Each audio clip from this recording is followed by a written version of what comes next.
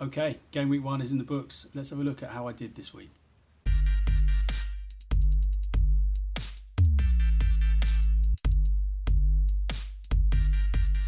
Okay, I'm smiling. I had a good first week. Feeling pretty good about some of the decisions I made. Weirdly, my gambles seemed to pay off this week, and my sure bets didn't. Let's start by talking about one of those gambles, Aaron Wan Bissaka.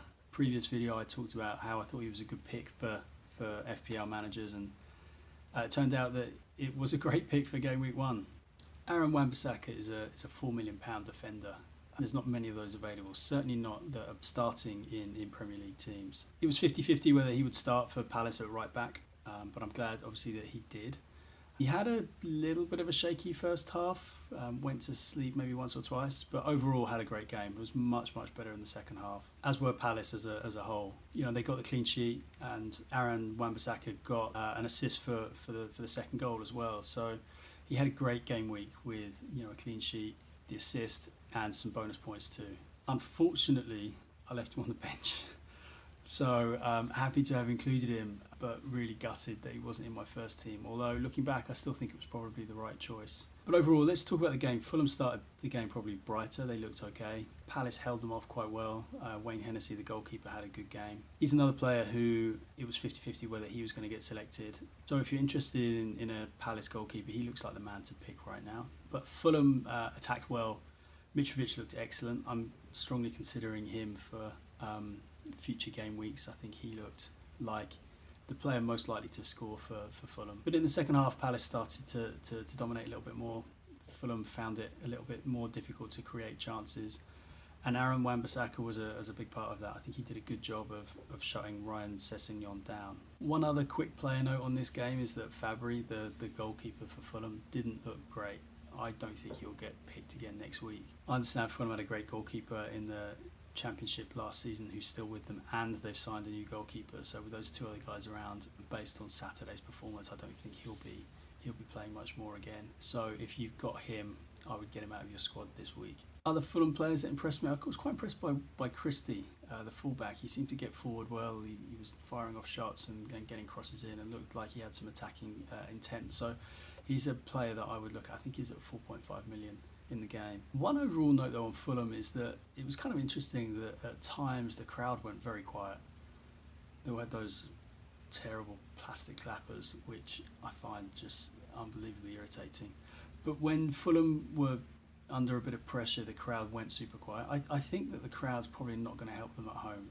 And so this is maybe a hot take, but I would suspect that Fulham might end up doing a little bit better away from home than at home this season, and that might be something to worth thinking about when you're looking at picking their players. Apart from Aaron Wan Bissaka, Will Zaha played okay, got a goal, which helps. Picked up an unnecessary booking, which is sometimes a feature of Wilf's game. He spends a lot of time getting tackled and fouled, and often frustration builds, and he is known to pick up yellow cards, which is a bit frustrating from an FPL point of view.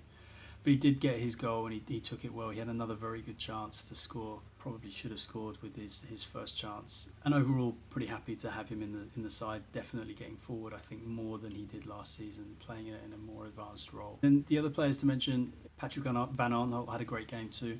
He defended well and gets forward a huge amount and was responsible for an assist too. Finally, a quick word on Luka Milivojevic. Had a great game. Looked like he was back on the same fantastic form that he was on last season.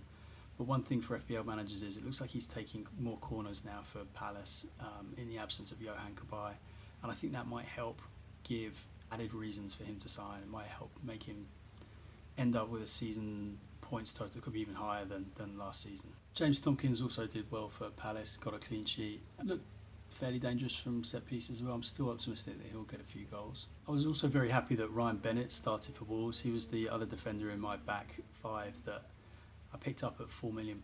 He looked like he played well. I mean, it was disappointing that Wolves conceded a couple of goals, but he looked like a solid choice, and I'm hoping that he'll stay in that first team. So very happy that gamble paid off. In that game as well, I kind of like the look of Doherty, one of the Wolves fullbacks who seemed to be getting forward a huge amount, lots of crosses into the box. Really happy selecting Benjamin Mendy. He had a fantastic game, got 2 assists, a clean sheet, 3 bonus points. It was a toss-up between him and Andrew Robertson. I'm glad I went with him, although they both did really well in Game Week 1. Very happy that Ryan Fraser scored. Wasn't expecting that. I think that Bournemouth will be okay this season. Callum Wilson looked great in that game as well, although he missed a penalty. I'm expecting Bournemouth to do well in the first few weeks, and happy to keep Fraser in my squad. So I think this strategy may pay off across the season of picking players who are doing well in teams that are playing against both Cardiff and Huddersfield. I'm sorry to Cardiff and Huddersfield fans, but a good strategy will be to look at who's lining up against them each week and maybe picking on that basis. I think they're going to concede a lot of goals, and you want to be on the other side of that as an FPL manager as much as possible. Mo Salah scored. I'm glad I captained him. It felt like a safe bet, and I'm glad it came through. I was also very happy with Jorginho. He also got a goal. He scored a penalty. I hope that means that he's going to be a penalty taker for Chelsea for the rest of the season. At £5 million, he represents a real budget choice. So if he can be delivering points like that semi-regularly, I'll be very happy to keep him involved in my squad. He picked up a clean sheet and a bonus point too, and I thought he'd be a guy who would be picking up more kind of clean sheets and assists. So that's kind of the reason why I selected him in the first place. I'm optimistic that he could be a good signing across the season, so I'm going to keep him around for a while. Then Roberto Firmino, he got an assist in Liverpool's 4-0 win. Yeah, it would have been nice if he got a goal, but overall still feeling very good about selecting him. I think at 9.5 million, he's going to get a lot of points and represents pretty good value. And then the letdowns, Kevin De Bruyne, who didn't start for Man City, came on, got himself booked, so ended up with 0 points, which was a shame, because if he hadn't come on off the bench at all, I think I would have had all those points from Aaron Wan Bissaka. And then Harry Kane, who didn't really have a very great game at all. I think he didn't have many attacking touches, certainly didn't score. Tottenham did win 2-1, and I'm still feeling good about Tottenham and Harry Kane. I still don't believe in this Kane never scores in August myth. But yeah, I'm hoping that De Bruyne and Kane start scoring heavily soon, because I kind of need them to at the prices I've bought them for. But I'm sure they'll be doing better in the coming weeks. Man City look great, and Tottenham look great too. The one standout player that's worth having a look at is Ruben Neves of Wolves. I think he had a great first game, got a goal, a fantastic free kick, and an assist. I think he's a player that you should actually definitely be thinking about signing right now. It's only £5 million. He's only 21. His confidence will be high, having started the season so well. And hopefully he'll be involved in a lot more goals and assists moving forward through the season. Then there's Pereyra at Watford. Scored 2 goals. He had a great game week 1. Would I sign him right now? I don't think so. He's a little pricey at £6 million, although he was involved in some assists at the end of last season too. I just think at 27, he's never really been a heavy goal scorer or assist creator, as far as I can tell. He's been at Watford for a couple of seasons. So perhaps this is just a little flash in the pan. So I'd say right now, probably yes to Neves and no to Pereyra. Okay, thanks for watching. Please subscribe to the channel. Let me know in the comments how you got on, and I'll see you next time. Thanks.